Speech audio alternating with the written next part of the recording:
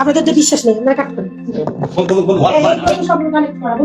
আপনারা আইনি স্টেপ নেবেন। আমার শ্বশুর ওখানে প্রেজেন্ট কথা বলতেছে, আমার স্বামী বলতেছে আমার সে চেহারা দেখতে চাই না, এখানে সংসার সম্ভব। আমার অপরাধ করতে আপনারা আসছেন, আমি সত্যিটা বলছি। তারা আমাকে হুমকি দিচ্ছে, সংসারের ভয় দেখাচ্ছে, আমার স্বামী আমাকে হুমকি দিচ্ছে যে আমি সুস্থ হয়ে নেই।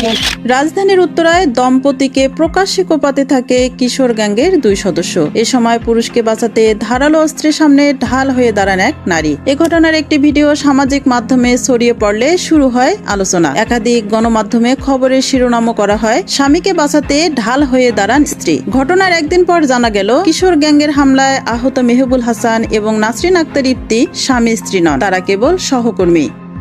হয়তো এমন কোন সম্পর্ক আছে বিধায় আপনারা সেদিনকে তাদেরকে হাতে নাতে ধরেছেন বিধায় তাকে স্বামী স্ত্রী হিসেবে আখ্যায়িত করেছেন। বুধবার সংবাদ সম্মেলনে এসে এসব তথ্য জানিয়েছেন মেহবুল হাসানের স্ত্রী শম্পা বেগম। আমি ওনার লিগ্যাল ওয়াইফ, কারণ আমার ডকুমেন্টস আছে এবং আমার পারিবারিক ভাবে বিয়ে হয়েছে, সামাজিক ভাবে বিয়ে হয়েছে।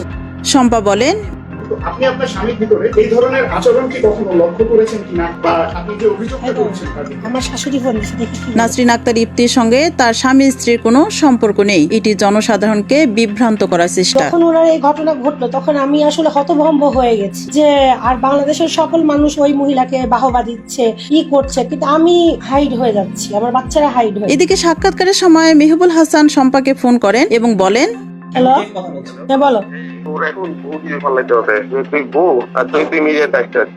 আমি মিডিয়াতে তো, আমি তো মিডিয়াকে জানাই। এ সময় তার শাশুড়িও ফোনে কথা বলেন।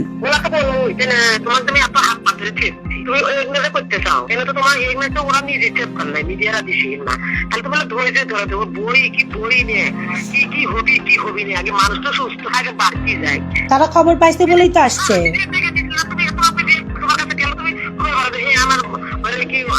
হ্যাঁ, আমি বাংলাদেশের মানুষের কাছে স্বীকার করবো যে আমি তার কেউ না, ওই মহিলা তার বউ, তাই না?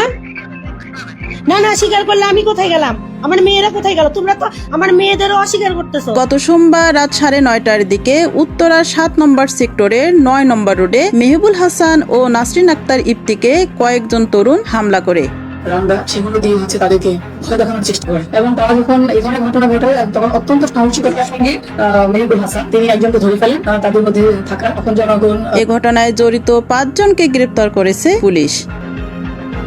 হুসনে আরা লিলি, সময়ের কলম।